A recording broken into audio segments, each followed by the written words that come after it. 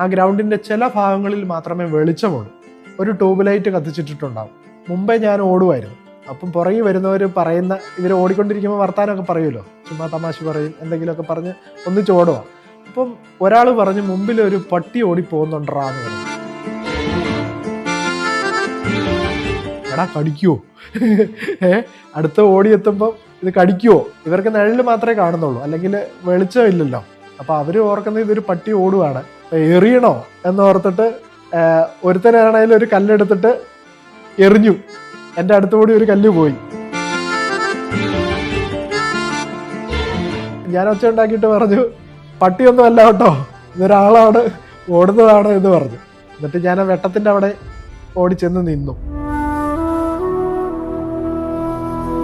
2008 Spain ചാമ്പ്യൻഷിപ്പിൽ ഞാൻ normal കാറ്റഗറിയിൽ ഇന്ത്യക്ക് വേണ്ടിയിട്ട് ലെഫ്റ്റ് ആം കാറ്റഗറിയിൽ ഞാൻ ഗോൾഡ് മെഡൽ നേടി. അത് ജനറൽ കാറ്റഗറിയിലാണ്. ലോകത്തുള്ള മറ്റ് കരുത്തരായിട്ടുള്ള ആളുകളെ തോൽപ്പിച്ചിട്ടാണ് എനിക്കത് നേടാൻ സാധിച്ചത്. ഇന്നെൻ്റെ കൂടെയുള്ളത് ലോക പഞ്ചഗുസ്തി ചാമ്പ്യൻ ജോബി മാത്യു ആണ്. നമസ്കാരം സാർ. നമസ്കാരമുണ്ട്. എന്താണ് വിശേഷം? 2030 നമുക്ക് കോമൺവെൽത്ത് ഗെയിംസ് വരുന്നുണ്ട് ഇന്ത്യയിലേക്ക്. 2036 ഒളിമ്പിക്സ് ഹോസ്റ്റ് ചെയ്യാനായിട്ട് ഇന്ത്യ ആഗ്രഹിക്കുന്നുണ്ട്. അപ്പോൾ അതുമായിട്ടൊക്കെ ബന്ധപ്പെട്ട് ഒത്തിരി ഡിസ്കഷൻസും കാര്യങ്ങളുമൊക്കെ നടക്കുന്നുണ്ട് സമൂഹത്തിൽ. അപ്പോൾ അതിൻ്റെയൊക്കെ പാർട്ടായിട്ട് ഞാനുമുണ്ട്, ഓടി നടക്കുകയാണ്, എൻ്റേതായിട്ടുള്ള തിരക്കുകൾ. പാലാപ്പള്ളി പെരുന്നാളിൻ്റെ എന്നാണ് ജോബി സാർ ജനിച്ചതെന്ന് ഞാനിങ്ങനെ കേട്ടിട്ടുണ്ട്. അതിനെക്കുറിച്ച് ജോബിച്ചേട്ടൻ തന്നെ സർക്കാസ്റ്റിക് ആയിട്ട് പറഞ്ഞിട്ടുണ്ട്, ഞാൻ ജനിച്ചതോടെ എൻ്റെ ചുറ്റിലുള്ള ആളുകളുടെ സന്തോഷം നഷ്ടപ്പെട്ടു എന്ന് പറയുകയും ചെയ്തിട്ടുണ്ട്. അന്ന് വിഷമിച്ച ആളുകളൊക്കെ പിൽക്കാലത്ത് സന്തോഷിപ്പിക്കാൻ പറ്റിയെന്നുള്ള, അല്ലെങ്കിൽ അവരെ അഭിമാനം കൊള്ളിക്കാൻ പറ്റിയെന്നുള്ളൊരു തോന്നലുണ്ടായിട്ടുണ്ടോ? തീർച്ചയായിട്ടും. കാരണം ഈ ജനനവും ഇങ്ങനെയുള്ള കാര്യങ്ങളൊന്നും നമ്മുടെ കൺട്രോളിലുള്ള കാര്യമല്ലല്ലോ ആക്ച്വലി. ഇപ്പോൾ ഒരു കുഞ്ഞ് ആദ്യമായിട്ട് ജനിക്കുമ്പോൾ എല്ലാവർക്കും സന്തോഷമാണ്. സ്വാഭാവികമായിട്ട് ഒരു കുടുംബം എല്ലാവരും സന്തോഷിക്കുകയും ആഹ്ലാദിക്കുകയും ചെയ്യുന്ന നല്ല നിമിഷങ്ങളാണ്. പക്ഷെ അങ്ങനെയുള്ള ഒരു നിമിഷത്തിൽ, പ്രത്യേകിച്ച് പാലാപ്പള്ളി പെരുന്നാളും കൂടിയുള്ള ദിവസത്തിൽ ജനിച്ചപ്പോൾ അതിനൊരു പ്രത്യേകത കൂടുതലായിട്ടുണ്ട്. അപ്പോൾ എല്ലാവരും സ്വന്തം കുടുംബത്തിലേക്ക് വരികയും ആഹ്ലാദിക്കുകയും ചെയ്യുന്ന നിമിഷങ്ങളിൽ രണ്ട് കാലുകളും ഇല്ലാതെ ഞാൻ ഉണ്ടായി കഴിഞ്ഞപ്പോൾ ഉണ്ടാകുന്ന ഒരു ഞെട്ടൽ, അല്ലെങ്കിൽ മാതാപിതാക്കൾക്കുണ്ടാകുന്ന വിഷമം, അറിയുന്നവർക്കും കേൾക്കുന്നവർക്കും ഉണ്ടാകുന്ന ബുദ്ധിമുട്ട് എന്ന് പറയുന്നത് നമുക്ക് വാക്കുകളിലൂടെ പറയാൻ സാധിക്കില്ല. ഞാൻ ജനിച്ചു വന്നപ്പോൾ എന്നെ എടുത്തിട്ട് പേരൻസിനെ ആദ്യമായിട്ട് കാണിക്കാൻ കൊണ്ടുപോയവർ എന്ത് പറയണമെന്ന് അറിയത്തില്ലാതെ വിഷമിച്ചു. കണ്ടു കഴിഞ്ഞപ്പം മമ്മി വളരെ ഉച്ചത്തിൽ കരഞ്ഞു. പപ്പായ്ക്ക് എന്നാ ചെയ്യാൻ പറ്റും, എന്ത് പറയണം എന്നൊന്നും അറിയത്തില്ലാത്ത അവസ്ഥ വന്നു. അതിനുശേഷം ഡോക്ടേഴ്സ് സ്വാഭാവികമായിട്ടും പേരൻസിനെ വിളിച്ചിട്ട് പറയുമല്ലോ, ഒരു സ്പെഷ്യൽ ചൈൽഡ് ഉണ്ടാവുമ്പം അവരെ കൗൺസിൽ ചെയ്യും. കൗൺസിലിങ്ങിൻ്റെ സമയത്ത് പറഞ്ഞത്, ഈ കുട്ടി നടക്കുമോ ഇരിക്കുമോ എന്നൊന്നും ഇപ്പോൾ പറയാൻ പറ്റുമല്ല, കാരണം കാലുകളില്ല, അല്ലെങ്കിൽ ചെറിയ കാലുകളേ ഉള്ളൂ. എങ്ങനെ നടക്കും, എങ്ങനെ മുമ്പോട്ട് പോകുന്നൊന്നും അത് അവർക്കും പറയാൻ അറിയത്തില്ല. പക്ഷെ അതിനുശേഷം മുമ്പോട്ട് ഈശ്വരൻ എന്നെ എന്താ പറയുക, നല്ല രീതിയിൽ സപ്പോർട്ട് തന്നു എന്നാണ് ഞാൻ വിശ്വസിക്കുന്നത്. അതിൻ്റെ ഒരു പോരായ്മ, കാലിൻ്റെ ഒരു പോരായ്മ, ഇല്ലായ്മയുടെ ഒരു പോരായ്മ എനിക്ക് സത്യത്തിൽ അങ്ങനെയൊന്നും ഫീൽ ചെയ്തിട്ടില്ല കേട്ടോ. ഞാൻ എന്നെ പറ്റുന്ന കാര്യങ്ങളൊക്കെ ചെയ്ത് മുമ്പോട്ട് പോയി എന്നുള്ളതാണ് യാഥാർത്ഥ്യം. ഇപ്പോൾ ഒരു രണ്ട് കാലുകളില്ലാതെ ജനിക്കുന്ന ഒരു കുട്ടിക്ക് എന്തായാലും മറ്റുള്ളവരുടെ ഒരു ഹെൽപ്പ് കുട്ടിക്കാലത്ത് എന്തായാലും വേണ്ടി വന്നിട്ടുണ്ടാവും. അപ്പോൾ ഏറ്റവും കൂടുതൽ ഹെൽപ്പ് ചെയ്യേണ്ടി വന്നിട്ടുള്ള ചിലപ്പോൾ അമ്മയായിരിക്കും. ഇപ്പോൾ അമ്മയുടെ ഒരു സപ്പോർട്ട്, അല്ലെങ്കിൽ അമ്മ എത്രത്തോളം ജോബിച്ചേട്ടനെ ഇമ്പാക്ട് ചെയ്തിട്ടുണ്ട് ലൈഫിൽ? എൻ്റെ ജീവിതത്തിൽ എന്നെ ഏറ്റവും അധികം മോട്ടിവേറ്റ് ചെയ്ത ആരാണ് എന്ന് ചോദിച്ചു കഴിഞ്ഞാൽ എനിക്ക് വളരെ അഭിമാനത്തോടു കൂടി പറയാൻ പറ്റും, എൻ്റെ മമ്മിയാണ് എന്നെ ഏറ്റവും അധികം മോട്ടിവേറ്റ് ചെയ്തത്. കാരണം 5ാമത്തെ വയസ്സിൽ എൻ്റെ ഫാദർ മരിച്ചുപോയി. പിന്നെ എനിക്കൊരു അനുജത്തി മാത്രമേ ഉള്ളൂ. അന്ന് ഞങ്ങളുടെ വീടിരിക്കുന്ന ഒരു മലയുടെ മുകളിലാണ്. എക്സാക്റ്റ് പറഞ്ഞു കഴിഞ്ഞാൽ വെള്ളാനി മല എന്ന് പറയുന്ന ആ മലയുടെ മുകളിലാണ് എൻ്റെ വീടിരിക്കുന്നത്. അപ്പോൾ അവിടുന്ന് നോക്കിയാൽ കാണുന്നത് ചുറ്റും മലകളാണ്, പ്രതിബന്ധങ്ങൾ മാത്രമാണ്. അപ്പോൾ അവിടുന്ന് 1 കിലോമീറ്റർ മല ഇറങ്ങിയിട്ട് ഒരു 3-4 കിലോമീറ്റർ നടന്നെങ്കിൽ മാത്രമേ, വഴിയില്ലാത്ത സ്ഥലത്തുകൂടി നടന്നെങ്കിൽ മാത്രമേ ബസ് സ്റ്റോപ്പിലെത്താൻ സാധിക്കുമായിരുന്നുള്ളൂ. മമ്മി ഒത്തിരി ബുദ്ധിമുട്ടി എനിക്ക് വേണ്ടിയിട്ട്. എന്നെ എടുത്തുകൊണ്ട് കിലോമീറ്ററുകൾ നടന്നു ചെറുപ്പത്തിൽ. പപ്പ ഉണ്ടായിരുന്നപ്പം പപ്പ എന്നെ എടുത്തുകൊണ്ട് നടക്കുന്നത് ഞാൻ ഓർക്കുന്നുണ്ട്. പപ്പ പോയി കഴിഞ്ഞപ്പം പിന്നെ മമ്മി അത് എടുത്തുകൊണ്ട് പോകണം. അപ്പം എന്നെ എടുത്തുകൊണ്ട് വളരെ ദൂരം നടക്കാൻ മാത്രം അത്രയും ഒത്തിരി ഹെൽത്തി ആയിട്ടുള്ള ആളൊന്നും അല്ലായിരുന്നു എൻ്റെ മമ്മി. അപ്പം അങ്ങനെ ഒത്തിരി സ്ട്രഗിൾസ് ഉണ്ടായിരുന്നു. അങ്ങനെ എടുത്തുകൊണ്ട് പോകുമ്പോൾ കുറച്ച് നേരം മടുക്കുമ്പോൾ എന്നോട് ചോദിക്കും, മോനെ ഇച്ചിരി ദൂരം നടക്കാവോ എന്ന് ചോദിക്കും. ഞാൻ കൈകുത്തിച്ചാടി കുറച്ച് ദൂരം നടക്കും, പിന്നെയും മമ്മി എടുക്കും. അപ്പം ഈ കൈകുത്തിച്ചാടി നടക്കുമ്പോഴും കൈയും കാലും ഉപയോഗിച്ചൊക്കെ നമ്മൾ ചാടി നടക്കുമ്പോഴൊക്കെ ചെളിയും അതും ഇതൊക്കെ നമ്മുടെ കയ്യിലും കാലിലും ഒക്കെ പറ്റും. പിന്നെ എന്താ പറയുക, പക്ഷെ മമ്മി എടുക്കുമ്പോൾ മമ്മിയുടെ സാരിയിലും ദേഹത്തും ഒക്കെ അതൊക്കെ പറ്റും. എന്നോട് എൻ്റെ മമ്മി പറഞ്ഞത്, മോനെ നിനക്ക് കാല് മാത്രമേ ഇല്ലാത്തുള്ളൂ, നിനക്ക് വേറെ കുറവുകളൊന്നുമില്ല, നീ ദൈവത്തിൽ വിശ്വസിച്ചുകൊണ്ട് മുമ്പോട്ട് പോവുക, നിനക്ക് എന്ത് ചെയ്യാൻ പറ്റുമെന്ന് എന്നോട് കൂടെ കൂടെ പറയുമായിരുന്നു. അപ്പം അത് സത്യമായി. ഞാൻ എന്താണേലും ഹാപ്പിയാണ്. ഇപ്പം കൈയുണ്ടോ കാലുണ്ടോ എന്നുള്ളതൊന്നും അല്ല ജീവിതത്തിൽ മാനദണ്ഡം എന്ന് ഞാൻ ജീവിതാനുഭവങ്ങൾ കൊണ്ട് മനസ്സിലാക്കി. ഇനി ലോക ചരിത്രം എടുത്ത് പരിശോധിച്ചാൽ നമുക്ക് കാണാൻ സാധിക്കും, ശാരീരികമായിട്ട് പരിമിതികളുള്ള ആളുകളാണ് ലോക ചരിത്രത്തെ ആളുകൾ മറിക്കുമ്പോൾ അവിടെ ഇൻസ്പയറിങ് ഏഞ്ചൽസ് ആയിട്ട് അവിടെ നിൽക്കുന്നത്. ഹെലൻ ഹെല്ലർ തൊട്ട് അങ്ങോട്ട് എടുത്തു കഴിഞ്ഞാൽ ഒരു നീണ്ട നേരം നമുക്കുണ്ട്. സ്റ്റീഫൻ ഹോക്കിങ്സ്, പിന്നെ ഒത്തിരി ആളുകളുണ്ട്. അപ്പൊ അത് വെച്ച് നോക്കുമ്പോൾ തീർച്ചയായിട്ടും അതിലൊരു ചെറിയ മനുഷ്യനാകാനായിട്ട് എനിക്ക് സാധിച്ചു എന്നുള്ളതിൽ അഭിമാനവും സന്തോഷവും മാത്രമാണുള്ളത്. ഈ അടുക്കം എന്ന് പറയുന്ന ഒരു ഹൈ റേഞ്ച് ഗ്രാമത്തിന്റെ ഒരു ജിയോഗ്രഫി മലയോര ഗ്രാമമായിരിക്കുമല്ലോ. അപ്പൊ സാധാരണ ഒരു ഭയങ്കര നിരന്ന പ്രദേശത്ത് ജീവിക്കുന്നതിനേക്കാൾ ഭയങ്കര പാടായിരിക്കും, പ്രത്യേകിച്ച് ഒരു ഡിസബിലിറ്റി ഉള്ള ആൾക്ക്. അത് എത്രത്തോളം ചോദിച്ചേണ്ട ഒരു കരിയറിനെ ഇമ്പാക്ട് ചെയ്തിട്ടുണ്ട് അല്ലെ ലൈഫിനെ? നമ്മുടെ ചുറ്റുപാടുകൾ തീർച്ചയായിട്ടും നമ്മളെ സ്വാധീനിക്കും, നമ്മളുടെ വളർച്ചയിലും തളർച്ചയിലും ഒക്കെ. അത് രണ്ട് രീതിയിലും എന്നെ സ്വാധീനിച്ചിട്ടുണ്ട്. നമ്മൾ ചെറുപ്പത്തിൽ എല്ലാ കുട്ടികളും കളിക്കാൻ പോകുമ്പം കളിക്കാൻ പറ്റാതെ ഈ മലമുകളിലെ വീട്ടിൽ ഒറ്റയ്ക്ക് ഇരിക്കുമ്പം അത് നമ്മളെ സംബന്ധിച്ചിടത്തോളം ഒരു ദുഃഖകരമായിട്ടുള്ളൊരു കാര്യമാണ്. അതേസമയം അതിൻ്റെ മറു സൈഡെന്ന് വെച്ച് കഴിഞ്ഞാൽ നമ്മളുടെ മനസ്സിൽ നമ്മൾ തന്നെ കുറേ പ്രാവശ്യം ഈ മലയും ഈ പ്രതിസന്ധികളും ഒക്കെ കാണുമ്പോൾ നമ്മൾ ചിന്തിക്കും. എന്താ ചിന്തിക്കുന്നത്? ഈ മലയൊക്കെ കടന്നു പോകണം, ഇതിനപ്പുറത്തൊരു ലോകമുണ്ട്, അവിടെയും നമുക്ക് മുമ്പോട്ട് പോകണം എന്നുള്ള ഒരു പ്രത്യാശ അത് നമുക്കുണ്ടാവും. ഇത് രണ്ടും ജീവിതത്തിൻ്റെ ഭാഗം തന്നെയാണ്. മുകളിലോട്ട് കയറണം, കുറേ ഇറങ്ങണം, സ്റ്റീപ്പായിട്ട് കിടക്കുന്ന സ്ഥലമായിരിക്കും, അവിടെ ബാലൻസ് ചെയ്യണം, എല്ലാം ഉണ്ടാവും. എല്ലാ പരുക്കൻ പ്രതലങ്ങളിലൂടെയും നമ്മൾ സഞ്ചരിക്കേണ്ടി വരും. കറണ്ട് ഇല്ല, അടിസ്ഥാന സൗകര്യങ്ങളില്ല.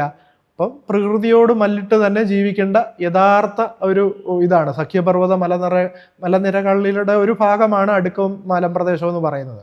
അപ്പം സഖ്യപർവ്വത മലനിര എന്ന് പറയുന്നത് വളരെ സ്ട്രോങ് ആണ്. അപ്പം നമ്മൾ ആ സ്ട്രോങ് ആയിട്ടുള്ള പ്രതലത്തിലൂടെ, പരുക്കനായിട്ടുള്ള പ്രതലത്തിലൂടെ ജീവിക്കുമ്പോൾ നമ്മളും വളരെ സ്ട്രോങ് ആകും എന്നുള്ളതാണ് ജീവിതം കൊണ്ട് ഞാൻ പഠിച്ചത്. ഇപ്പൊ ഏകദേശം എത്ര ചാമ്പ്യൻഷിപ്പുകൾ ഇന്ത്യനെ റെപ്രസെന്റ് ചെയ്തിട്ടുണ്ടാവും? എത്ര മെഡൽസ് നേടിയിട്ടുണ്ടാവും? ഞാൻ സ്കൂളിൽ പഠിക്കുന്ന സമയത്ത് അന്ന് ശാരീരിക വെല്ലുവിളികൾ നേരിടുന്ന ആളുകൾക്ക് വേണ്ടിയിട്ട് ലോക വികലാംഗ ദിനം, വേൾഡ് ഡിസബിലിറ്റി ഡേയോടനുബന്ധിച്ച് UN-ന്റെ നിർദ്ദേശപ്രകാരം എല്ലാ രാജ്യങ്ങളിലുമൊക്കെ അവർക്ക് വേണ്ടിയിട്ട് കൾച്ചറൽ ആക്ടിവിറ്റീസും സ്പോർട്സ് ആക്ടിവിറ്റീസും ഒക്കെ സന്നദ്ധ സംഘടനകൾ ഏർപ്പെടുത്തുമായിരുന്നു. 84 ഞാൻ ഇപ്പോഴും ഓർക്കുന്നു, ഞാൻ ആദ്യമായിട്ട് സ്പോർട്സിൽ കോട്ടയം ജില്ലാ സ്പോർട്സ് ചാമ്പ്യൻഷിപ്പിൽ പങ്കെടുത്ത് സ്റ്റേറ്റ് ചാമ്പ്യൻഷിപ്പിൽ വിൻ ചെയ്തു. അതിൽ ക്വാളിഫൈഡായി. സ്റ്റേറ്റ് ചാമ്പ്യൻഷിപ്പിൽ ചെന്ന് കഴിഞ്ഞപ്പോൾ അവിടെ എനിക്ക് പ്രത്യേകിച്ച് ശാരീരിക വെല്ലുവിളികൾ നേരിടുന്നവരുടെ മത്സരങ്ങൾ എന്ന് പറയുന്നത് വളരെ വ്യത്യസ്തമായിട്ടുള്ള മത്സരങ്ങളാണ്.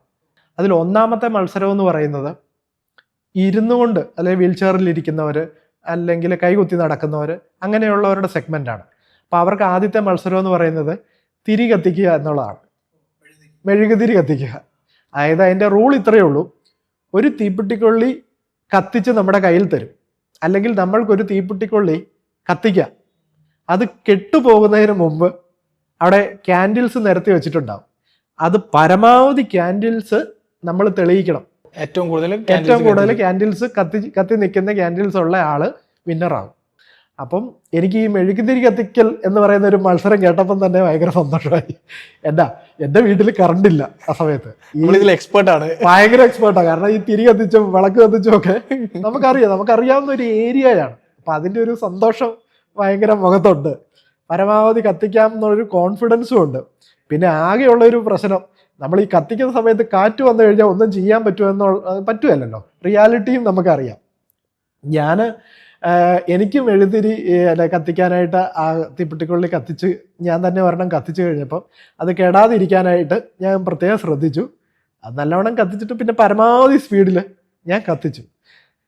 അപ്പം എനിവേ റിസൾട്ട് വന്നപ്പം ഞാൻ അതിനകത്ത് നമ്പർ 1 ആയി. എനിക്ക് ഗോൾഡ് കിട്ടി.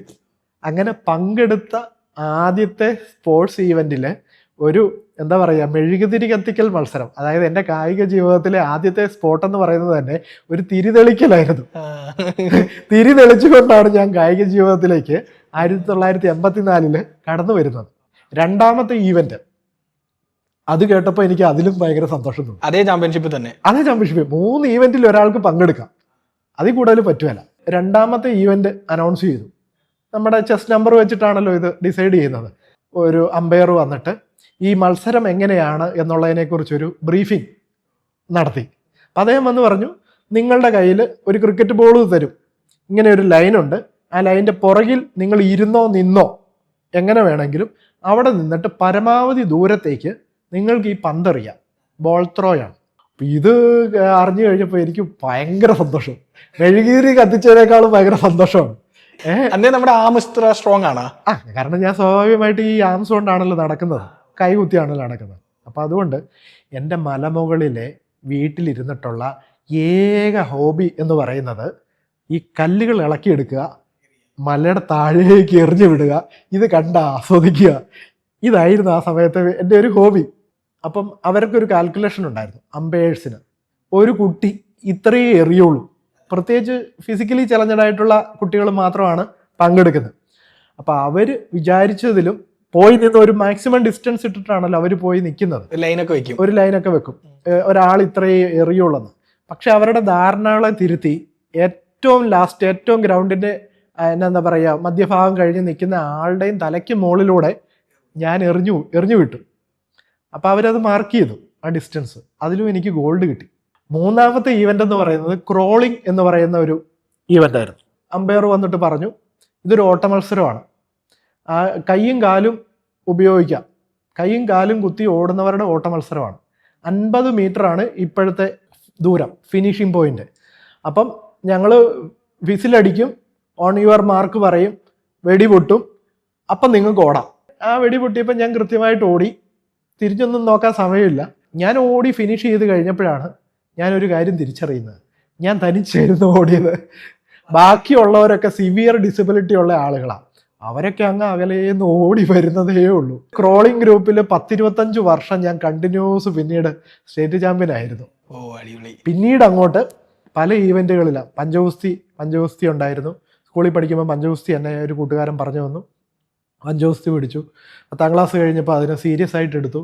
പഞ്ചഗുസ്തിയിൽ സ്റ്റേറ്റ് ചാമ്പ്യനായി, ജില്ലാ ചാമ്പ്യനായി, നാഷണൽ ചാമ്പ്യനായി. അതിനുശേഷം 10 വർഷത്തോളം ചാമ്പ്യൻ ആയിരുന്നെങ്കിൽ സ്പോൺസർഷിപ്പ് കിട്ടാത്തത് കൊണ്ട് അന്താരാഷ്ട്ര മത്സരങ്ങളിൽ പങ്കെടുക്കാൻ പറ്റാതെ വന്നു. പിന്നെ 2005-ലാണ് എനിക്ക് ആദ്യമായിട്ടൊരു സ്പോൺസർഷിപ്പ് കിട്ടിയത്. ഞാൻ ജോജി ചേട്ടൻ്റെ ഇന്റർവ്യൂസ് പലതും കാണുന്ന സമയത്ത് കുറച്ച് ഇമോഷണൽ ആയിട്ട് ജോജി ചേട്ടൻ സംസാരിച്ചത് ഈ സ്പോൺസർഷിപ്പിന്റെ കാര്യം വന്ന സമയത്താണ്. അതായത് ആദ്യമായിട്ട് സ്പോൺസർഷിപ്പ് തരുന്നത് ശരത് കുമാർ സാറാണ് അല്ലേ? അപ്പോൾ ആ കഥ എന്താ ശരിക്കും? അത് 10 വർഷം ഇന്ത്യയുടെ ദേശീയ ചാമ്പ്യൻ ആയിരുന്നു. അപ്പം ഞാൻ എല്ലാവരുടെ അടുത്തും നമുക്ക് വേൾഡിലേക്ക് സെലക്ഷൻ കിട്ടുമ്പോൾ, പഞ്ചഗുസ്തിയിൽ സെലക്ഷൻ കിട്ടുമ്പോൾ ഞാൻ പല ആളുകളുടെ അടുത്തും ചെന്ന്, പല കോർപ്പറേറ്റ്സിൻ്റെ അടുത്തും വലിയ എന്താ പറയുക കമ്പനികളുടെ ഉടമകളുടെ അടുത്തൊക്കെ ചെന്ന് ചോദിക്കും, സാധാരണ ആളുകൾക്ക് സ്പോൺസർഷിപ്പ് കൊടുക്കുന്നത് പോലെ എനിക്ക് സ്പോൺസർഷിപ്പ് തരാമോ ലോക ചാമ്പ്യൻഷിപ്പിന് വേണ്ടിയിട്ട്. അപ്പോൾ അവർ ഇന്ത്യയുടെ റിസൾട്ട് എടുത്ത് നോക്കുമ്പോൾ ആദ്യം 25 സ്ഥാനത്തൊന്നും ഇന്ത്യക്കാർ ഉണ്ടാവുകയില്ല ആ കാലഘട്ടത്തിൽ.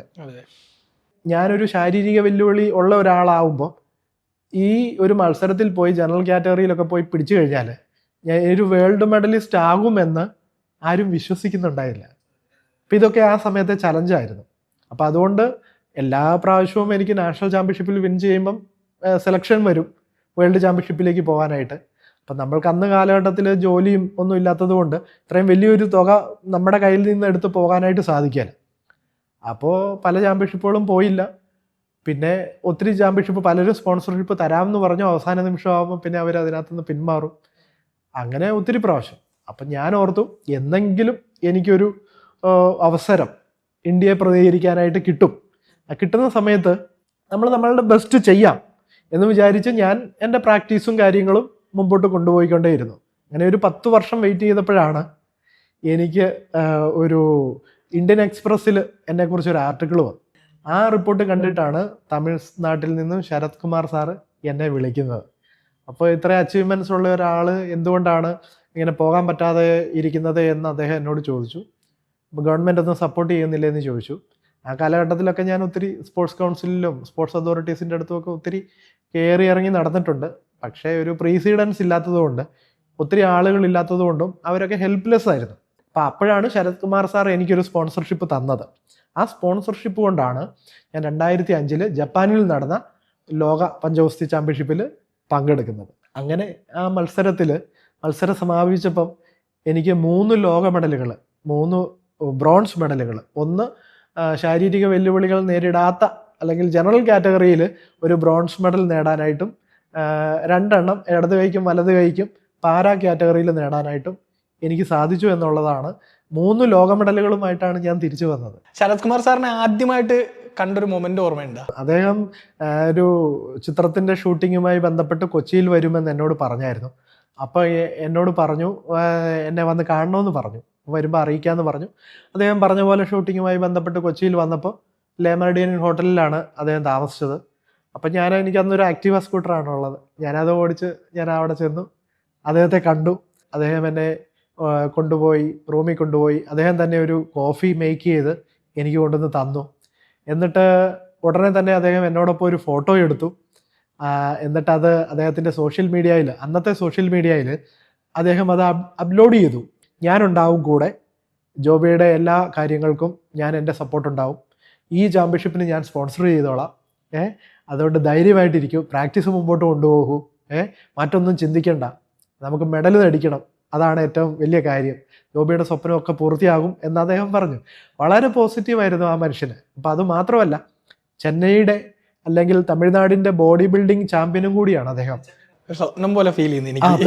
തീർച്ചയായിട്ടും. കാരണം ഞാൻ ഒറ്റയ്ക്കാണ് ജപ്പാനിലേക്ക് പോയത്. ഇന്ത്യൻ ടീമിന് വിസ റിജക്റ്റ് ആയായിരുന്നു. പിന്നെ അത് പ്രത്യേകം എനിക്ക് മാത്രമാണ് വിസ കിട്ടിയത്. അപ്പം ഞാൻ ഒറ്റയ്ക്കാണ് വേൾഡ് ചാമ്പ്യൻഷിപ്പിൽ ഇന്ത്യയെ പ്രതികരിച്ച് ജപ്പാനിലേക്ക് പോയത്. വേൾഡ് ചാമ്പ്യൻഷിപ്പിൽ ചെന്നിറങ്ങിയപ്പം അവിടെയെല്ലാം അറേഞ്ച്ഡ് ആയിരുന്നു ജപ്പാനിൽ. എനിവേ ആ ചാമ്പ്യൻഷിപ്പ് കഴിഞ്ഞപ്പോൾ 3 വേൾഡ് മെഡലുമായിട്ട് ഞാൻ തിരിച്ചെത്തിയപ്പം ചെന്നൈ എയർപോർട്ടിൽ എനിക്ക് 3 സേനാ തലവന്മാരും സല്യൂട്ട് നൽകി, മധുരം നൽകിയാണ് എന്നെ സ്വീകരിച്ചത്. ഞാൻ താമസിച്ച ചെന്നൈയിലെ ഹോട്ടലിന് എനിക്ക് സ്പെഷ്യൽ പോലീസ് പ്രൊട്ടക്ഷനൊക്കെ അവർ പ്രൊവൈഡ് ചെയ്തു. പിന്നെ ശരത് കുമാർ സാറിൻ്റെ വീട്ടിൽ നടന്ന പത്രസമ്മേളനം രാവിലെ തുടങ്ങിയത്, അത് ലഞ്ചോടുകൂടിയാണ് സമാപിച്ചത്. പിന്നെ ഞാൻ തിരിച്ച് ജെറ്റ് എയർവേസിൽ പിറ്റേ ദിവസത്തെ ജെറ്റ് എയർവേസിൽ കൊച്ചിയിലേക്ക് വരുമ്പം അന്ന് ജെറ്റ് എയർവേസിൽ ചെന്നൈ ക്രോണിക്കിൾ എന്ന് പറയുന്ന പേപ്പറിൽ വരെ എന്നെക്കുറിച്ച് ആർട്ടിക്കിൾ ഉണ്ടായിരുന്നു.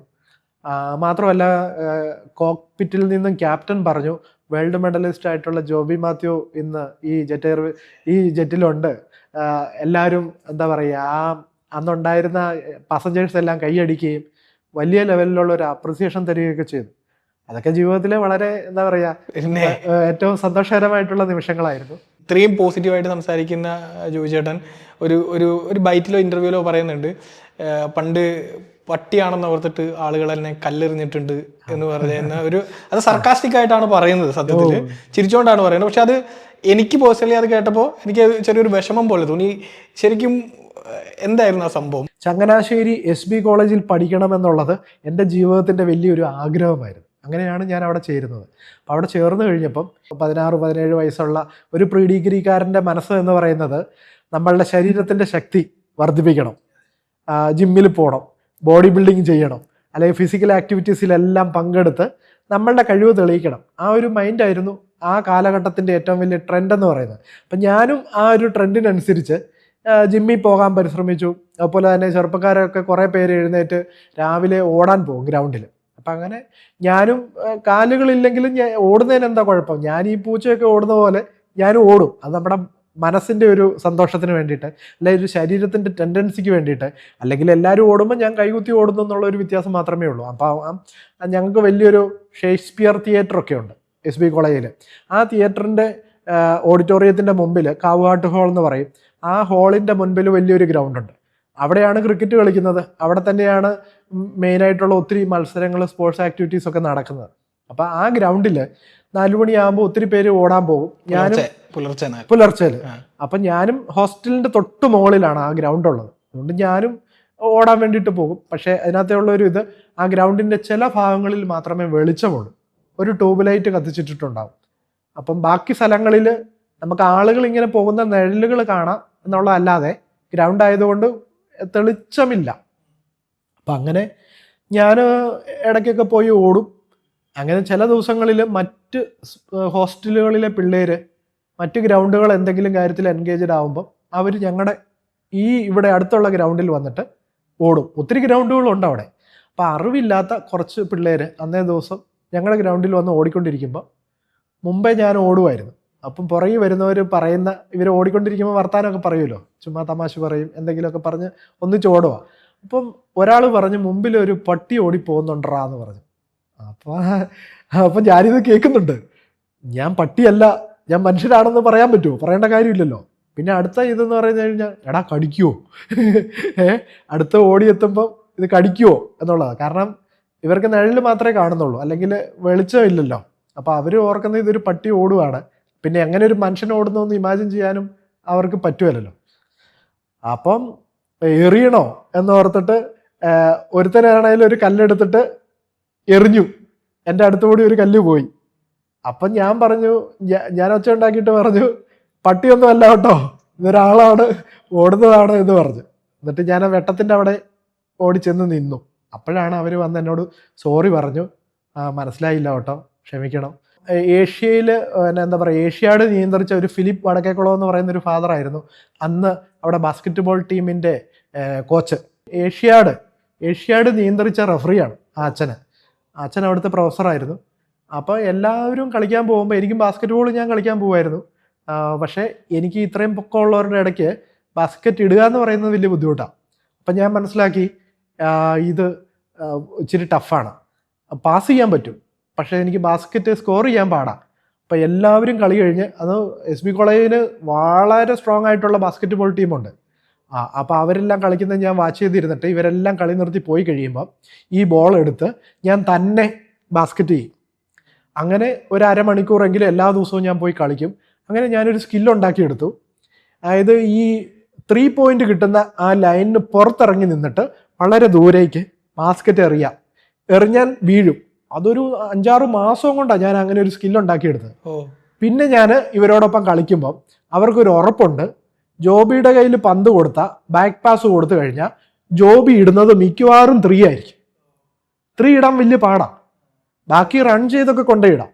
പിന്നെ ആളുകൾ ഇത് എന്താ പറയുക, ബാസ്ക്കറ്റ് നല്ലവണ്ണം ഇങ്ങനെ തട്ടി വരുമ്പം ഞാൻ ഹൈറ്റ് കുറവുള്ളത് കൊണ്ട് എനിക്ക് ഈ പാസ് ബ്രേക്ക് ചെയ്യാൻ പറ്റും, അല്ലെങ്കിൽ അവരുടെ നിന്ന് ഈ പാസ് എടുത്ത് എനിക്ക് വേറെ ഒരാൾക്ക് കൊടുക്കാൻ പറ്റും. ബൗൺസ് ചെയ്യുന്നതിന് മുമ്പ് തട്ടിക്കളയാൻ പറ്റും. ഹൈ നല്ല സ്ട്രോങ് അല്ലേ. അപ്പം ഞാൻ അങ്ങനെ അവരുടെ ഇടയ്ക്ക് കളിക്കുമായിരുന്നു. ഹോസ്റ്റലിൽ പിള്ളേർ അങ്ങോട്ടും ഇങ്ങോട്ടും വോളിബോൾ കളിക്കുമ്പോൾ ഞാൻ നല്ല ഏറ്റവും ബാക്കിലാണ് ഞാൻ നിൽക്കുന്നത്. അത്യാവശ്യം ഞാൻ എന്താ പറയുക, എനിക്ക് പാസ് പിടിക്കാൻ അറിയാം, പാസ് കൊടുക്കാൻ അറിയാം. സർവീസാണ് എൻ്റെ മെയിൻ ഏരിയ. ഞാൻ നല്ലവണ്ണം കട്ട് സർവീസ് ചെയ്യുമായിരുന്നു ആ സമയത്ത്, കൈയുടെ പവർ കൊണ്ട് തന്നെ. ഇത് പ്രാക്ടീസ് ചെയ്ത് നമ്മുടെ ആഗ്രഹമാണല്ലോ കളി എന്ന് പറയുന്നത്, അതുകൊണ്ട് ഞാനത് ബിൽഡ് ചെയ്തെടുത്തതാണ്. പിന്നെ ആകെപ്പാടെ എനിക്കുള്ള ഒരു ദുഃഖം എന്ന് പറയുന്നത് എന്താ പറയുക, എല്ലാവരും ഈ എന്താ പറയുക നല്ല ഓരോരുത്തർക്കും പറ്റുന്ന രീതിയിൽ അവർക്ക് പാസ് എന്താ പറയുക സെൻറ്റർ പിടിക്കുന്ന ആളുകളും ഒക്കെ ഇട്ട് കൊടുക്കും. എനിക്കൊരിക്കലും എനിക്ക് പറയാം സ്മാഷ് അടിക്കാൻ പറ്റുമല്ലോ. അപ്പം ഞാൻ ഇതൊരു ആഗ്രഹം റോജി എന്ന് പറയുന്ന 3rd EC പഠിക്കുന്ന ഒരു ചേട്ടനോട് പറഞ്ഞു, എനിക്ക് സ്മാഷ് അടിക്കാൻ പറ്റില്ല. പറഞ്ഞു, എടാ നീ ഭയങ്കര എനർജറ്റിക് അല്ലേ, നീ എൻ്റെ തോളൊക്കെ എറിക്കോ, നമുക്ക് സ്മാഷ് അടിക്കാമെന്ന് പറഞ്ഞു. എന്നിട്ട് ജോബിയാ സ്മാഷ് അടിക്കാൻ പോകുന്നത്, അതുകൊണ്ട് അവൻ അഡ്ജസ്റ്റ് ചെയ്ത് പാസ് കൊടുക്കണമെന്ന് പറഞ്ഞ് ഇടയ്ക്ക് അങ്ങനെ വല്ല ആഗ്രഹം തോന്നുമ്പോൾ റോജി എന്നെ എടുത്ത് തോളെ വെക്കും, എന്നിട്ട് ഞാൻ അടിക്കും. കറക്റ്റ് പാസ്സായിരിക്കും, നല്ല സ്ട്രോങ് അടിയാണ് അടിക്കുന്നത്.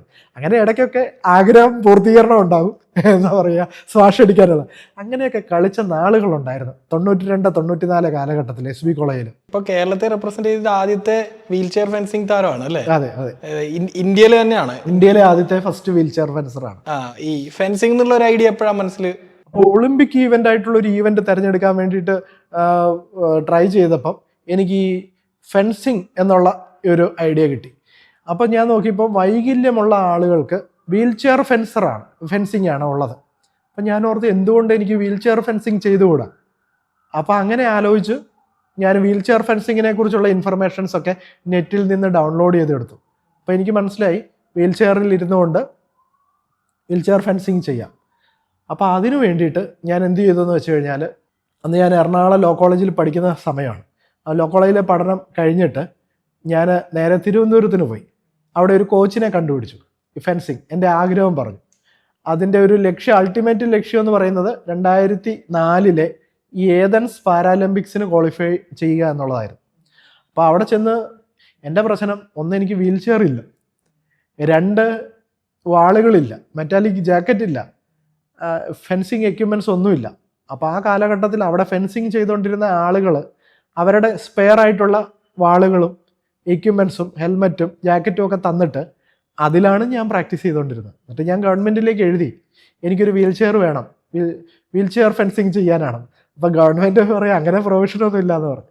പിന്നെ അവിടെ അപ്ലൈ ചെയ്തിട്ട് ഒരു ഹാൻഡിക്യാപ്ഡ് വെൽഫെയർ കോർപ്പറേഷനിൽ ചെന്നിട്ട് ഇങ്ങനെ ഒരു ആവശ്യം പറഞ്ഞപ്പം അവരൊരു വീൽ ചെയർ തന്നു. പക്ഷെ ആ വീൽ ചെയർ ഈ ഹോസ്പിറ്റലിലൊക്കെ കൊണ്ടു നടക്കുന്ന കൊണ്ടുള്ള വീൽ ചെയർ ആയിരുന്നു, അതൊരു സ്പോർട്സ് വീൽ ചെയർ അല്ലായിരുന്നു. പിന്നെ അതിൻ്റെ ആ ഹാൻഡ് നമ്മൾ റെസ്റ്റ് ചെയ്യുന്ന ആ ഭാഗമൊക്കെ എടുത്തു മാറ്റി ഓൾട്ടർ ചെയ്ത് കോച്ച് ചെയറിലിരിക്കും, ഞാൻ ഈ വീൽ ചെയറിലിരിക്കും. എന്നിട്ട് ഞങ്ങൾ അങ്ങോട്ടും ഇങ്ങോട്ടും പ്രാക്ടീസ് ചെയ്യും. അങ്ങനെ വീൽ ചെയർ ഫെൻസിങ് പ്രാക്ടീസ് ചെയ്തു, നെറ്റിലുള്ള ഇൻഫർമേഷൻസ് ഒക്കെ എടുത്തു. 2003 നാഷണൽ ചാമ്പ്യൻഷിപ്പിൽ എറണാകുളത്ത് വെച്ച് നടന്ന നാഷണൽ ചാമ്പ്യൻഷിപ്പിൽ പങ്കെടുത്തു. അന്നത്തെ ഫെൻസിങ് അസോസിയേഷൻ ഓഫ് ഇന്ത്യയുടെ പ്രസിഡന്റ് ആയിരുന്ന TK Balu sir Ernakulam town ഹാളിൽ നടന്ന നാഷണൽ ചാമ്പ്യൻഷിപ്പിൽ എന്നെ ആദരിക്കുകയും ഫെൻസിങ് അസോസിയേഷൻ ഓഫ് ഇന്ത്യയുടെ ഒരു ടീഷർട്ട് സമ്മാനമായിട്ട് തരികയും 2004 അടുത്ത വർഷം നടക്കുന്ന ഏതൻസ് പാരാലിമ്പിക്സിൽ ഇന്ത്യയിലെ ഫസ്റ്റ് വീൽ ചെയർ ഫെൻസർ ആയിട്ടുള്ള ജോബി മാത്യു ഇന്ത്യ റെപ്രസെൻറ്റ് ചെയ്യുമെന്ന് പ്രഖ്യാപിക്കുകയും ചെയ്തു. അപ്പം അതിനുശേഷം ഞാൻ മുഖ്യമന്ത്രിക്കും സ്പോർട്സ് മിനിസ്റ്റർക്കും ഒക്കെ എഴുതി, എനിക്ക് മെറ്റാലിക് ജാക്കറ്റ് ഇല്ല, ഇതുപോലെ വാളുകളില്ല, എപ്പേ, സേബർ, ഫോയിൽ, ഇങ്ങനെ 3 തരത്തിലുള്ള വാളുകൾ വേണം നമുക്കത് പ്രാക്ടീസ് ചെയ്യാനായിട്ട്. അപ്പോൾ അതൊക്കെ വളരെ കോസ്റ്റ്ലി ആയിരുന്നു. പിന്നെ വീൽ ചെയർ വേണം. അപ്പം അന്ന് ഏകദേശം ഒരു 2 ലക്ഷം രൂപയുടെ അടുത്താകും അന്നത്തെ കാലഘട്ടത്തിൽ, 2003 കാലഘട്ടത്തിൽ. ഈ ഫയലൊക്കെ അവിടെ ഉണ്ടായിരുന്നിട്ട് കൂടി എൻ്റെ ഏറ്റവും അവസാനം എനിക്ക് ഏതൻസ് പാരാലിമ്പിക്സിൽ പങ്കെടുക്കാൻ പറ്റിയില്ല. കാരണം പ്രീസിഡൻസ് ഇല്ല എന്ന് പറഞ്ഞിട്ട് ഇങ്ങനെ ഒരു ഫണ്ട്, ഇത്രയും വലിയൊരു ഫണ്ട് പാസ്സാക്കി തരാനായിട്ട് പറ്റുകയില്ല എന്ന് പറഞ്ഞ് ഗവൺമെൻറ് എൻ്റെ ഫയലും മടക്കി. അപ്പോൾ ഒരു പോസിറ്റീവായിട്ടുള്ളൊരു നോട്ട് അതിൽ എഴുതിയാൽ ഞാൻ ആ ഏതൻസ് പാരാലിമ്പിക്സിൽ ഇന്ത്യ റെപ്രസെൻറ്റ് ചെയ്തേനെ. 2006 ആദ്യമായിട്ട് അർജുന അവാർഡിന് വേണ്ടിയിട്ട് എൻ്റെ ആപ്ലിക്കേഷൻ മൂവായി. അപ്പോൾ 2004 ഏതൻസ് പാരാലിമ്പിക്സിൽ പങ്കെടുത്ത് പാരാ പവർ ലിഫ്റ്റിങ്ങിൽ ബ്രോൺസ് മെഡൽ നേടിയ ഒരു വ്യക്തി, അദ്ദേഹവുമായിട്ടാണ് ഞാൻ അർജുന അവാർഡിന് വേണ്ടിയിട്ട് മത്സരിച്ചത്. 3 വേൾഡ് മെഡൽ എനിക്കുണ്ട്, അദ്ദേഹത്തിന് ഒരു പാരാലിമ്പിക് ബ്രോൺസ് മെഡലും ഉണ്ട്. പിന്നീടുള്ള വർഷങ്ങളിലൊക്കെ ഇത് വെച്ചിട്ടാണ് അർജുന അവാർഡിന് മത്സരിച്ചതെങ്കിലും എൻ്റെ ഒളിമ്പിക് ഈവൻ്റ് അല്ലാത്തത് കൊണ്ട് എനിക്ക് കിട്ടിയില്ല. പകരം രജേന്ദർ സിംഗ് രഹേലു എന്ന് പറയുന്ന ആ വ്യക്തിക്ക് അർജുന അവാർഡ് കിട്ടി. പിന്നീട് എനിക്ക് മനസ്സിലായി ആം റെസ്ലിംഗ് എൻ്റെ പാഷനാണ്. ഞാൻ അതുമായി മുമ്പോട്ട് പോയി. 2008 സ്പെയിൻ ചാമ്പ്യൻഷിപ്പിൽ ഞാൻ നോർമൽ കാറ്റഗറിയിൽ ഇന്ത്യക്ക് വേണ്ടിയിട്ട് ലെഫ്റ്റ് ആം കാറ്റഗറിയിൽ ഞാൻ ഗോൾഡ് മെഡൽ നേടി. അത് ജനറൽ കാറ്റഗറിയിലാണ്. ലോകത്തുള്ള മറ്റ് കരുത്തരായിട്ടുള്ള ആളുകളെ തോൽപ്പിച്ചിട്ടാണ് എനിക്കത് നേടാൻ സാധിച്ചത്. ആ ഒരു അച്ചീവ്മെൻറ്റിലാണ് ലോകം എന്നെ തിരിച്ചറിഞ്ഞത്, രാജ്യം എന്നെ തിരിച്ചറിഞ്ഞത്, ജനങ്ങൾ എന്നെ സ്നേഹിക്കുന്നത്. കാരണം ഇതൊരു ശാരീരിക വെല്ലുവിളികൾ നേരിടുന്ന ആളുകളുടെ മത്സരമല്ല, മറിച്ച് ജനറൽ കാറ്റഗറിയുടെ സാധാരണ ലോക ചാമ്പ്യൻഷിപ്പാണ്. അതിനകത്ത് ജനറൽ കാറ്റഗറിയിൽ തന്നെയുള്ള ആളുകളെ തോൽപ്പിച്ചിട്ടാണ് ഞാൻ ഗോൾഡ് മെഡൽ നേടിയത്. അതാണ് എൻ്റെ ഏറ്റവും വലിയൊരു അച്ചീവ്മെൻറ്റ്. ഫെൻസിങ് കിട്ടാത്തത് കൊണ്ട് ഞാൻ മറ്റ് പാരാലിമ്പിക് ഈവൻറ്റുകളിലേക്ക് ഞാൻ തിരിഞ്ഞായിരുന്നു ആ കാലഘട്ടത്തിൽ. അപ്പോൾ ആ കാലഘട്ടത്തിൽ ഞാൻ നല്ലവണ്ണം ബാഡ്മിൻ്റൺ കളിക്കുമായിരുന്നു. സാധാരണ ആളുകളോടൊപ്പം തന്നെ അത്യാവശ്യം നല്ല രീതിയിൽ ബാഡ്മിൻ്റൺ കളിക്കുമായിരുന്നു. അപ്പം ഷോർട്ട് സ്ട്രക്ചറായിട്ടുള്ള ആളുകൾക്ക് പാരാലിമ്പിക്കിൽ 140 സെൻറ്റിമീറ്റർ താഴെ ഉയരം ഉള്ള ആളുകൾക്ക് പാരാലിമ്പിക്കിൽ ബാഡ്മിൻ്റണിൽ ചാമ്പ്യൻഷിപ്പ് ഉണ്ടെന്ന് മനസ്സിലാക്കി. അപ്പോൾ S1, S2 എന്ന് പറയുന്ന 2 കാറ്റഗറികളുണ്ട്. അതിനകത്ത് 140 സെൻറ്റിമീറ്റർ താഴെ ഉയരമുള്ളവരുടെ ഒരു കാറ്റഗറി, അത് 120 സെൻറ്റിമീറ്റർ വരെ. പിന്നെ 120 സെൻറ്റിമീറ്റർ തൊട്ട് താഴേക്ക് പൊക്കം കുറഞ്ഞ ആളുകളുടെ കാറ്റഗറി രണ്ടാമത്തെ കാറ്റഗറി. അപ്പോൾ ആ കാറ്റഗറിയിൽ ഞാൻ ചാമ്പ്യൻഷിപ്പുകൾ തുടങ്ങി, പാരാ ബാഡ്മിൻ്റൺ തുടങ്ങി. അങ്ങനെ നാഷണൽ ചാമ്പ്യനായി, അങ്ങനെ സ്റ്റേറ്റ് ചാമ്പ്യനായി. സ്റ്റേറ്റ് ചാമ്പ്യൻ ആയതിനു ശേഷം നാഷണൽ ചാമ്പ്യനായി. അതിനുശേഷം ഇസ്രായേൽ ഓപ്പൺ ചാമ്പ്യൻഷിപ്പിന് എന്നെ തിരഞ്ഞെടുത്തു. അങ്ങനെ ഇസ്രായേലിൽ ഇന്ത്യക്ക് വേണ്ടിയിട്ട് ആദ്യത്തെ പാരാ ബാഡ്മിൻ്റൺ ചാമ്പ്യൻഷിപ്പിൽ ഞാൻ എൻ്റെ സെഗ്മെൻറ്റിൽ സിൽവർ മെഡൽ നേടി. അതിനുശേഷം ഞങ്ങൾ ഡോർഫ് ഒളിമ്പിക്സ് എന്ന് പറഞ്ഞ ഒരു പൊക്കം കുറഞ്ഞ ആളുകളുടെ ഒളിമ്പിക്സ് ഉണ്ട്. അതിൽ പങ്കെടുക്കുവാൻ വേണ്ടിയിട്ട് ക്വാളിഫൈഡ് ആയി അമേരിക്കയ്ക്ക് പോയി. അതിൽ അത്ലറ്റിക്സിൽ പങ്കെടുത്തു, ബാഡ്മിൻ്റണിൽ പങ്കെടുത്തു. പങ്കെടുത്ത എല്ലാ ഈവൻറ്റിലും രാജ്യത്തിന് വേണ്ടിയിട്ട് ഗോൾഡ് മെഡൽ നേടിയിട്ടാണ് ഞാൻ തിരിച്ചു വന്നത്. കൗതുകം കൊണ്ട് ചോദിക്കുകയാണ്, ഈ ആം റെസ്ലിംഗ് അല്ലെങ്കിൽ പഞ്ചഗുസ്തിയുടെ റൂൾസ്, ഇപ്പോൾ വെറുതെ കൈ പിടിച്ച് മറച്ചിടുക എന്നുള്ള അപ്പുറത്തേക്ക് എന്താണ് അതിൻ്റെ റൂൾസ്? ഞാൻ സാധാരണ ആളുകളോട് പഴയ കാലങ്ങളിൽ പഞ്ചഗുസ്തി പിടിക്കുമ്പോൾ എൻ്റെ ഹൈറ്റാണ് എൻ്റെ പ്രശ്നം. അപ്പോൾ നമ്മളൊരു പഞ്ചഗുസ്തി ടേബിളിൽ പിടിക്കുമ്പോൾ നമുക്ക് പിടിക്കാനായിട്ടൊരു ഇതുണ്ട്, ഗ്രിപ്പ് ചെയ്യാനായിട്ടൊരു ഇതുണ്ട്. അപ്പോൾ അതിൽ നമ്മൾ പിടിച്ചു കഴിയുമ്പോൾ എനിക്ക് ലെഫ്റ്റ് ഹാൻഡ് പിടിച്ചു കഴിഞ്ഞിട്ടാണ് ഞാൻ ബാലൻസ് ചെയ്യുന്നത്. അപ്പം മാത്രമല്ല, നമ്മൾ ആ പാഡിൽ ആം റെസ്ലിംഗ് ചെയ്യാൻ വേണ്ടിയിട്ട് നമ്മളിതിൽ വെക്കുമ്പം എനിക്ക് മുട്ടുകളില്ലാത്തത് കൊണ്ട് ഞാൻ ഈ ചെയറിൻ്റെ മുകളിൽ കയറി നിന്നിട്ടാണല്ലോ സാധാരണ ആളുകളോട് ഹൈറ്റ് മെയിൻറ്റെയിൻ ചെയ്യാൻ വേണ്ടിയിട്ട് പഞ്ചഗുസ്തി പിടിക്കുന്നത്. അപ്പോൾ എനിക്ക് മുട്ടുകളില്ല ജന്മനാൽ, ചെറിയ കാലമായതുകൊണ്ട്. അപ്പം മറ്റുള്ളവർക്ക് മുട്ടുകൾ ബെൻഡ് ചെയ്യാം, പൊസിഷൻസ് മാറ്റാം, അല്ലെങ്കിൽ ബോഡി വെയിറ്റ് മുഴുവൻ എൻ്റെ കയ്യിലേക്ക് കൊടുക്കാം. ഞാനിങ്ങനെ സ്റ്റിഫായിട്ട് നിൽക്കുന്നത് കൊണ്ട് എനിക്ക് മുട്ട് വളയ്ക്കാനും പറ്റുമല്ല. ആ ഒരു ചെറിയ പ്രതലത്തിൽ നിന്നുകൊണ്ട് വളരെ ലിമിറ്റേഷൻസിൻ്റെ അകത്ത് നിന്നുകൊണ്ട് വേണം ആം റെസ്ലിംഗ് ചെയ്യാനായിട്ട്. അതായത് എൻ്റെ കാറ്റഗറിയിലുള്ള ഒരാൾ എൻ്റെ കയ്യിൽ തൂങ്ങിക്കിടന്നാൽ പോലും ആ ആളെ എടുത്ത് നമുക്ക് ബീറ്റ് ചെയ്യാൻ പറ്റുന്ന രീതിയിലേക്കുള്ള ഒരു പവർ ഞാൻ ഉണ്ടാക്കിയെടുത്തു എൻ്റെ ചെറുപ്പത്തിൽ. അത് ഒത്തിരി ദിവസങ്ങൾ ജിമ്മിൽ പോയി പ്രാക്ടീസ് ചെയ്ത്, വെയിറ്റ് ട്രെയിനിങ് ചെയ്ത്, റോപ്പ് ക്ലൈംബിങ് ചെയ്ത്, അങ്ങനെ പലതരത്തിലുള്ള ട്രെയിനിങ്ങിലൂടെയാണ് കുറേ നാളുകൾ കൊണ്ട് ഞാൻ അച്ചീവ് ചെയ്തതാണ്. പിന്നെ പാരാ ആം റെസ്ലിംഗിലേക്ക് വന്നു കഴിഞ്ഞപ്പം 2014 ആദ്യമായിട്ട് വേൾഡ് പാരാ ആം റെസ്ലിംഗ് പോളണ്ടിൽ നടന്നു, ഫസ്റ്റ് വേൾഡ് പാരാ ആം റെസ്ലിംഗ്. അപ്പോൾ അതിൽ ഞാൻ പങ്കെടുത്തിരുന്നു, ഇന്ത്യയെ പ്രതിനിധീകരിച്ച്. അതിലും എനിക്ക് മെഡലുണ്ടായിരുന്നു, 2 സിൽവർ മെഡലുകൾ ഞാൻ ആ ഫസ്റ്റ് പാരാ ആം റെസ്ലിംഗിൽ അതൊരു നേടുവാൻ സാധിച്ചു. മാത്രമല്ല അപ്പോഴാണ് പാരാലിമ്പിക് മൂവ്മെൻറ്റുമായിട്ട് ഈ പാരാ ആം റെസ്ലിംഗ് ചേരുന്നതിനെക്കുറിച്ചുള്ള ചർച്ചകളും കാര്യങ്ങളും ഒക്കെ നടന്നത്. ഇപ്പോൾ ഈ അടുത്ത കാലത്ത് പാരാ യൂത്ത് ഏഷ്യൻ ഗെയിംസിൽ, പാരാലിമ്പിക് ഈവൻറ്റിൽ, ഒരു യൂത്ത് ഗെയിംസിൽ പാരാ ആം റെസ്ലിംഗ് ഒരു ഈവൻ്റായിട്ട് ഇപ്പം വന്നു. നമ്മൾ ബാക്ക് ടു റൂൾസ് വന്നു കഴിഞ്ഞാൽ ഇപ്പോൾ ജനറൽ കാറ്റഗറി പറയുകയാണെങ്കിൽ ശരിക്കും പഞ്ചഗുസ്തിൻ്റെ റൂൾ എങ്ങനെയാണ്? ഇപ്പോൾ എതിരാളിയുടെ കൈ പിടിച്ച് മറച്ചിടുക എന്നുള്ള ഒരു അപ്പുറത്തേക്ക് മറിച്ചിടുക എന്നുള്ളതല്ല, അതിന് സർട്ടൺ റൂൾസ് ഉണ്ട്. ആ റൂൾസ് എന്ന് പറയുന്നത് പ്രധാനപ്പെട്ട 1-2 പറയാം. നമ്മളുടെ ആം പാഡിൽ വെക്കണം. നമ്മൾ ആം റെസ്ലിംഗ് ചെയ്യുന്നതിന് മുമ്പ് റഫറി നമുക്കുണ്ട്, സൈഡ് റഫറി ഉണ്ട്, ചീഫ് റഫറി ഉണ്ട്. അപ്പം നമ്മൾ മൂവ്മെൻ്റ് എന്ന് പറയുന്നത് അവരുടെ നിർദ്ദേശാനുസരണം മാത്രമേ നമ്മൾ മൂവ് ചെയ്യാൻ പാടുള്ളൂ. പിന്നെ കൈ സ്ട്രെയിറ്റ് ആയിരിക്കണം, നമ്മൾ പാഡിൽ തന്നെ നമ്മളുടെ മുട്ട് ടച്ച് ചെയ്തിരിക്കണം. നമ്മൾ പിടിക്കുന്ന റഫറി ഗോ പറയുന്നതിന് മുമ്പ് റഫറി ശ്രദ്ധിക്കും രണ്ടുപേരും ഈക്വലായിട്ടാണോ പൊസിഷനിങ് നടത്തിയിരിക്കുന്നത്. ആർക്കും അഡ്വാൻറ്റേജ് ഇല്ലാത്ത പൊസിഷനിൽ നിന്നിട്ടാണ് ഗോ പറയുന്നത്. അപ്പം വളയ്ക്കാനോ അല്ലെങ്കിൽ ഒരാളെ ലിഫ്റ്റ് ചെയ്ത് വെക്കാനോ അല്ലെങ്കിൽ അങ്ങനെയൊക്കെയുള്ള അഡ്വാൻറ്റേജ് പൊസിഷൻസ് എല്ലാം ഒഴിവാക്കി രണ്ടുപേരും ഈക്വൽ ആണ് എന്ന് തോന്നുന്ന, റഫറിക്ക് തോന്നുന്ന സന്ദർഭത്തിലാണ് റെഡി ഗോ പറയുന്നത്. ഗോ പറഞ്ഞു കഴിഞ്ഞാൽ പിന്നെ നമുക്ക് നമ്മുടെ കൈകളെ നമ്മൾക്ക് നമ്മുടെ വരുതിയിലേക്ക് കൊണ്ടുവരിക എന്നുള്ളതാണല്ലോ. അതായത് എതിരാളിയുടെ ശക്തിയെ മറികടന്ന് നമ്മൾ ഓപ്പോസിറ്റുള്ള പാഡിൽ പോയി മുട്ടുന്നിടം വരെ ഈ ഗെയിം നിലനിൽക്കും. അപ്പം മുട്ടിക്കുക എന്നുള്ളതാണ്. അദ്ദേഹത്തിൻ്റെ ശക്തി മുഴുവൻ കൊണ്ടുവന്ന് തോൽപ്പിച്ച് നമ്മൾ ഇപ്പുറത്തെ പാഡിൽ മുട്ടുമ്പോൾ ഗെയിം ഓവറാവും. അപ്പോൾ ആ മുട്ടുന്നതിന് മുമ്പ് സർട്ടൺ റൂൾസ് ഉള്ളതെന്ന് പറഞ്ഞു കഴിഞ്ഞാൽ, നമ്മൾ എതിരാളിയെ നമ്മൾ പിടിച്ചുകൊണ്ടിരിക്കുന്നതിൻ്റെ ഇടയ്ക്ക് നമ്മുടെ കൈ ലൂസ് ഗ്രിപ്പ് വന്നു കഴിഞ്ഞാൽ നമ്മളെ ഒരു റോപ്പ് ഉപയോഗിച്ച് ടൈ ചെയ്യും, കെട്ടും. അതൊരു പ്രത്യേക രീതിയിൽ നമ്മുടെ കൈകൾ രണ്ടുപേരുടെയും ലോക്ക് ചെയ്യും. അത് കഴിഞ്ഞിട്ട് വീണ്ടും നമ്മൾ മത്സരിക്കും. അവിടെ പവറുള്ള ഒരാൾക്കേ വിജയിക്കാൻ പറ്റുള്ളൂ.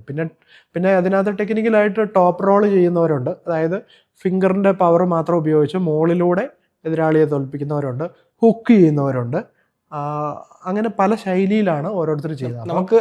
നമുക്ക് ഉപയോഗിക്കാം. അതെ, നമ്മൾ ഏത് ശൈലിയിലാണോ കൂടുതൽ നമുക്ക് പ്രാവീണ്യമുള്ളത് ആ ശൈലി ഉപയോഗിച്ച് നമുക്ക് എതിരാളിയെ തോൽപ്പിക്കാം.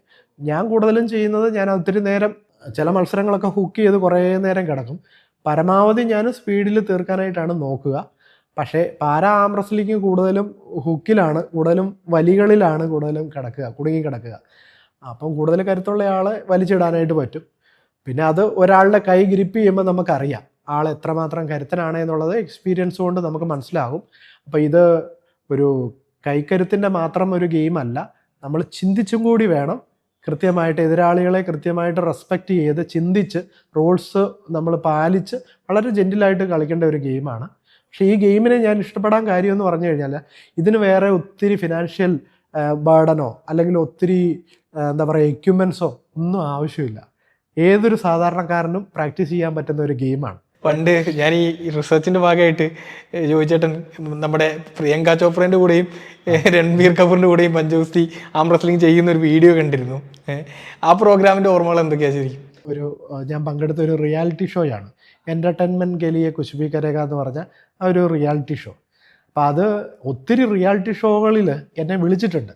പക്ഷെ ഞാൻ ഇങ്ങനെയുള്ള റിയാലിറ്റി ഷോകളിലൊക്കെ പോയി പങ്കെടുക്കാനായിട്ട് പൊതുവേ ഒരിച്ചിരി മടിയുള്ള ഒരാളാണ്. അപ്പോൾ ഒത്തിരി നാൾ എന്നെ ഈ സോണി ചാനലിൽ നിന്നും വിളിച്ചുകൊണ്ടിരുന്നു ഒരു വർഷമായിട്ട്. തിരക്ക് കാരണം പോകാൻ പറ്റിയില്ല. അപ്പം ഞാനൊരു പ്രാവശ്യം പഞ്ചകുളയിൽ ഒരു നാഷണൽ പാരാ ചാമ്പ്യൻഷിപ്പ് പോയി, കേരളത്തിൽ നിന്ന് പോയിട്ട് വരുമ്പോൾ അവിടെ മത്സരിക്കാൻ പോയപ്പോൾ ഞാൻ പറഞ്ഞു ഞാനൊരു സ്പോർട്സ് പേഴ്സണാണ്, എനിക്ക് ഇതിൽ അധികം വലിയ ഇൻട്രസ്റ്റ് ഇല്ല. അപ്പോൾ അവർ നിർബന്ധിച്ചു, നിങ്ങൾ തിരിച്ചു വരുന്ന വഴിക്ക് എനിക്ക് പഞ്ചകുളയിൽ നിന്ന് നേരെ കൊച്ചിയിലേക്കായിരുന്നു ഫ്ലൈറ്റ്. അപ്പോൾ സോണി ചാനലുകാർ പറഞ്ഞു പങ്കെടുക്കണ്ട, ജസ്റ്റ് ഞങ്ങൾ ഇത്രയും ഒരു വർഷമായിട്ട് താങ്കളെ ഫോളോ ചെയ്യുവാണ്, അപ്പോൾ ജസ്റ്റ് ഞങ്ങളുടെ സ്റ്റുഡിയോ ഒന്ന് കണ്ടിട്ട് പൊക്കോ.